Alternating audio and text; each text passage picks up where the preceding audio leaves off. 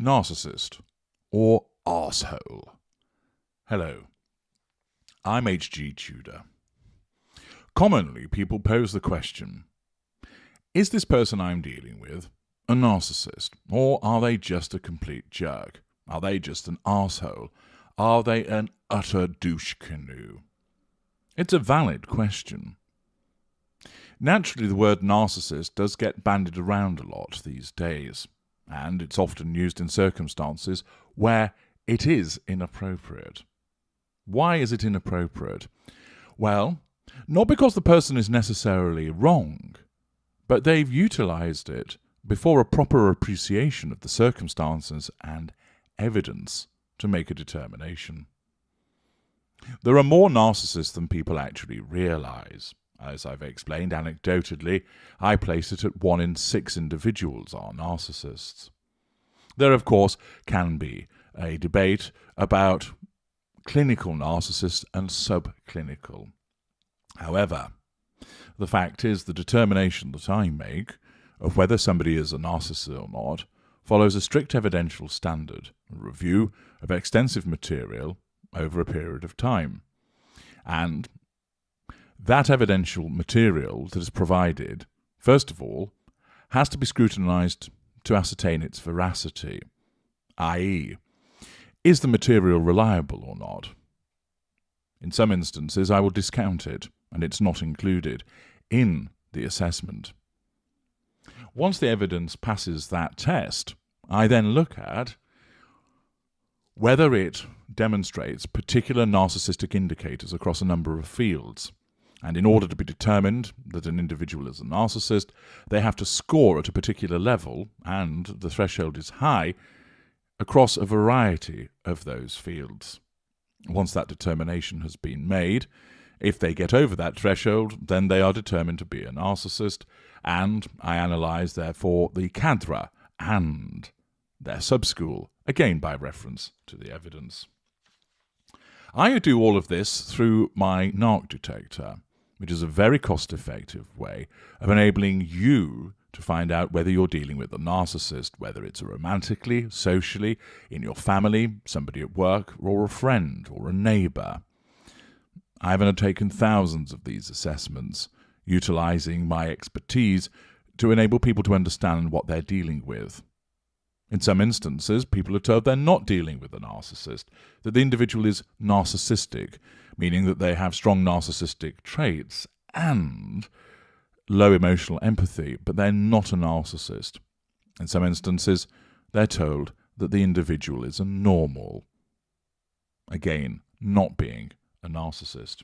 In some instances, individuals are told that the information that's provided is insufficient for a determination to be provided, although that is unusual. Most people are able to provide me with lots of material to be assessed. But the purpose of the narc detector is to allow my expertise of understanding narcissism and my ability to identify narcissists to be conveyed to you. But many people might not be able to afford to undertake the narc detector, or quite simply, they want a sort of guide as to what they're dealing with amongst many people around them. How then can you make a determination as to, am I dealing with a narcissist, or am I just dealing with an arsehole? Well, there are various categorizations. If somebody has behaved in a particular way to you once, it's a one-off incident, and you want to determine, has that behaviour that I found unpleasant and reprehensible, distasteful, has that amounted to the behaviour of a narcissist? The answer is, you cannot make a determination. You might be dealing with a narcissist, but you cannot make a reliable determination off one act alone. Why is that? Well, quite simply, everybody has the capacity to behave in an adverse fashion towards somebody else at one point or other in their lives. An empathic person can punch somebody else in the face. An empathic person can lose their shit and go nuts, flinging things around. A normal person can do those things, as can a narcissistic person and, of course, a narcissist. Whilst narcissists exhibit fury and non-narcissists exhibit anger, anger can often manifest in a useful way and in a destructive way. If you want to understand more about the distinction between anger and fury, please read my book, Fury. You'll find it on Amazon, and you'll also find it in the Knowledge Vault, link in the video description. But the litmus test that if you are witnessing a one-off incident, you cannot say that that means this person is a narcissist, nor can you say that they're not. But the point is, you cannot make that determination. What if you're witnessing infrequent behaviours which are problematic, say every few months? Well, in that instance, the individual is unlikely to be a narcissist, because if there are, most narcissists would struggle to keep the poor behaviours under wraps with such gaps in between the incidents.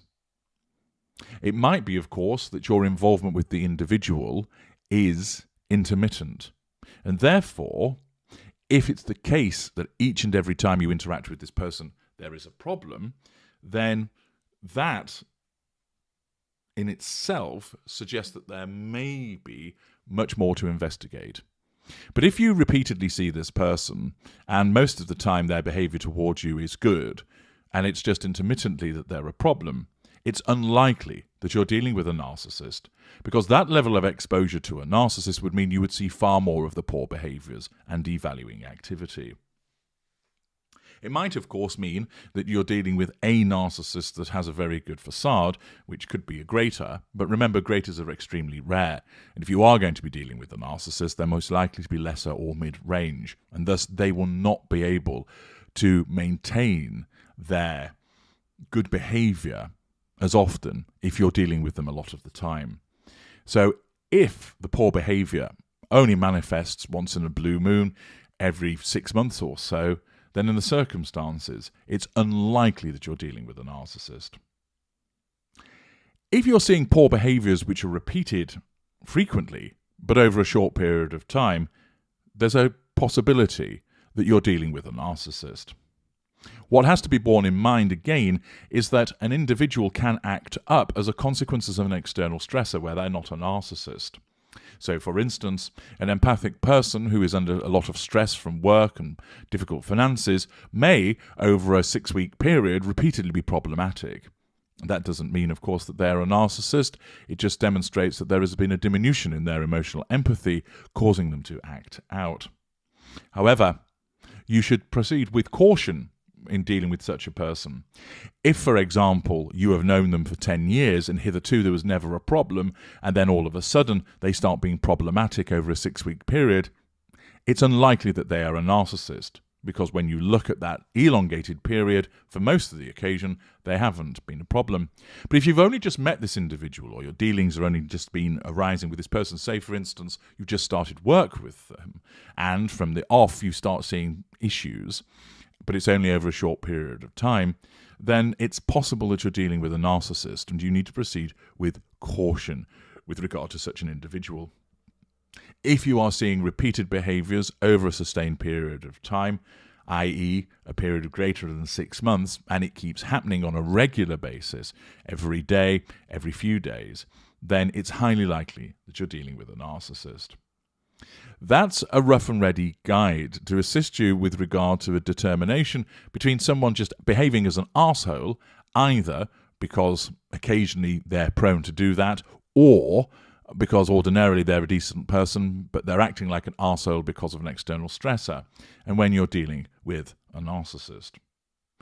Understand that your ability to detect is not as attuned as mine, and therefore what I've provided you with is in effect a filtering guide to get you started.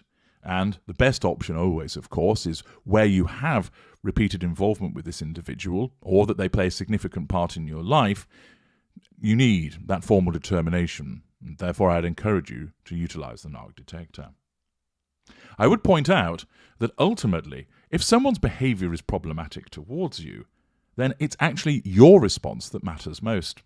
So whether they're a narcissist, or whether they're an arsehole, or whether they're a decent person that is behaving poorly towards you, at the end of the day, you can cure the problem by simply removing yourself from dealing with them. If you have nothing to do with that person, their behaviour cannot be a problem towards you, and therefore you should consider activating that approach.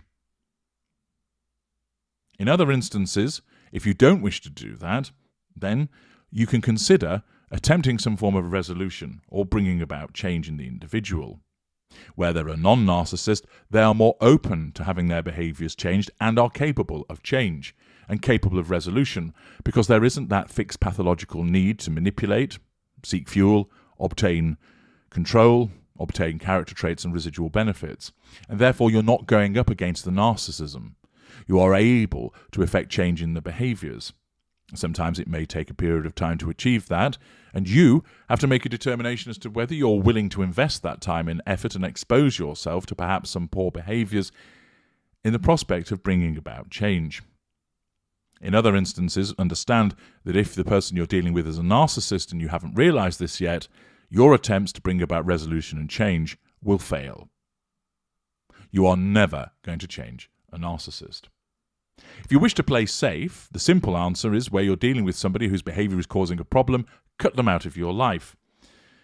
In some instances, you may think, well, that's not so simple. But actually, after a while, you can start to do that. And even if they're not a narcissist, the fact that they're causing a problem for you is something that you shouldn't have in your life. So get rid of them. Of course, you can make an assessment as to whether you believe that they're worth holding on to, but you should only do that once you've established that whether or not you're dealing with a narcissist. If you are dealing with a narcissist, then you obey the first golden rule of freedom. You get out and you stay out. And if for some reason, and there are very few legitimate reasons why, you cannot do that, then you should access my other materials, such as how to co-parent with a narcissist, how to handle a parental narcissist, or organise an audio consultation, so I can take you through the steps where you can deal with this individual on an almost no-contact basis. If you find out that you're not dealing with a narcissist, this opens up other opportunities for you to resolve the issue if you wish, by continuing to interact with them. Even where you determine the person is not a narcissist, you may decide, well, I still don't want to have anything to do with them because I don't want to subject myself to the poor behaviours. If, however, you think that the relationship is worth holding on to, that you want to put the time and effort in to bring about change, then you have the opportunity to do so because you're not dealing with a narcissist. Accordingly, you can make an initial determination based upon the level of interaction that you've had with this person to see whether it's likely you're dealing with a narcissist or whether it's unlikely. Thereafter, you can fine-tune matters by undertaking a narc detector to make that final determination. But essentially it comes down to looking at the evidence and the period of time over which you've had the interactions with the individual and the occasions on which their poor behaviour manifests. I'm H.G. Tudor. Thank you for listening.